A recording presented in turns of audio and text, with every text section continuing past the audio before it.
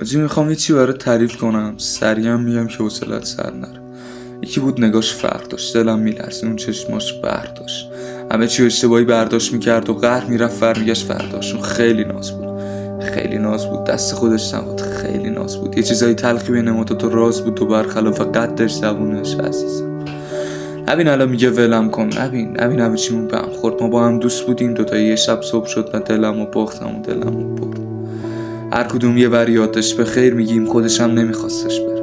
ولکام خیسه به خاطرش، فکر نمیکردم اینا خاطرشه. من موام ریخ، اون میریزه عشقو. قصه جالبی نبود، کی نوشته تشو؟ کاشالش خوب باشه همیشه شو. من خواستم ولی نشد، از این نشد این دل تنگی. صدایی که همیشه گرفته است میگه کجا سلام، میگه چی کار کردی، میگه نتونستی، میگه ولت کرد.